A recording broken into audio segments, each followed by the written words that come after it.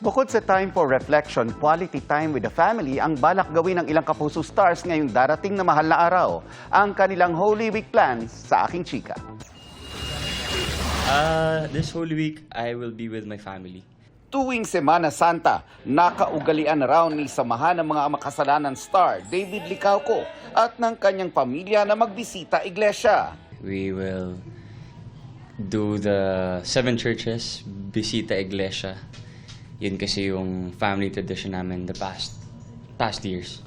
Bisita iglesia rin with Julian San Jose ang planong gawin ni River Cruz. Gusto namin magbisita ng iglesia and spend time lang with the family and her family. Si Betong Somaya sa beach and destination kasama ang pamilya.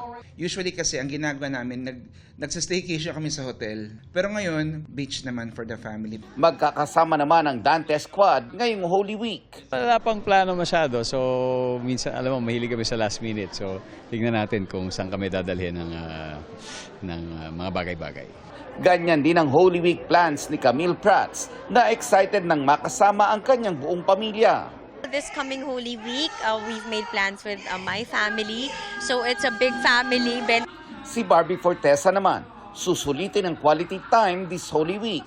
I-maximize ko ang Holy Week break ko and I'll spend time with my family. Sa bahay lang. Out of the country naman ang balak ni Lice Lopez. I'm planning to go sa Bali. Mas malapit sa beach para mas relaxing. 30 araw bagong eleksyon 2025. Tuloy sa paglatag ng mga plataporma at advokasya ang mga kandidato sa pagkasenador. Nakatutok si Marisol Abduraman. Isinusulong ni Representative Arlene Brosas ang karapatan ng kababaihan. Dumalo sa consultation talk sa Calapan Oriental, Mindoro, sina Congresswoman Franz Castro, Mimi Doringo, Amira Lidasan, Liza Maza, Danilo Ramos, Jerome Adonis at Ronel Arambulo. Binisita ni Teddy Casino ang mga mangyan sa Abra de Ilog Occidental, Mindoro. Mas malakas na ugnayan ng national at local governments ang tinalakay ni Senadora Pia Cayetano. Nakipagpulong sa mga magulang ng children with special needs si Attorney Angelo de Alban. Lumuhok sa covenant signing para sa mga mangingisda sa Pasig si David De Angelo. Naroon din sina Calyode de Guzman at Luke Spiritu. Murang pabay sa urban poor sector ang isinusulong ni Kiko Pangilinan. Suporta sa small entrepreneurs at local products ang isinusulong ni Senator Bongo. Naglahad si Congressman Rodante Marcoleta ng plataporma para sa mga magsasaka.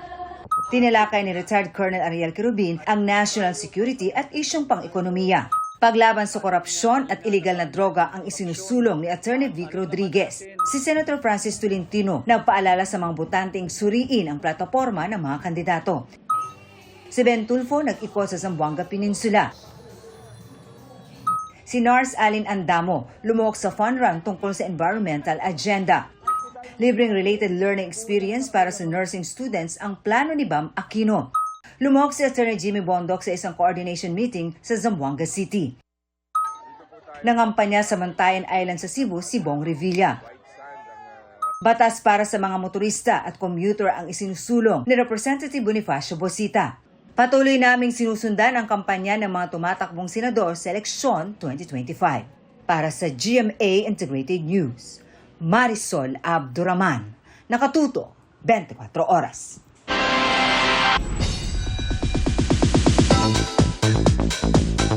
Mabilis na chikahan tayo para updated sa showbiz happening. Philo Armies, turn your sweet dreams into reality dahil muling mapapanood ang global superstar na si J-Hope on stage.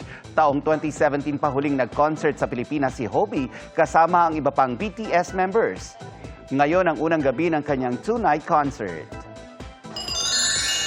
Nasa bansa rin ang Japanese boy group na NCT Wish na sub-unit ng NCT para sa kanilang NCT Wish Login Manila concert ngayong gabi. Kahapon sa isang mall press conference, pinakilig nila ang NCTzens. And that's my chika this Saturday night. Ako po si Nelson Canlas. Pia, Ivan?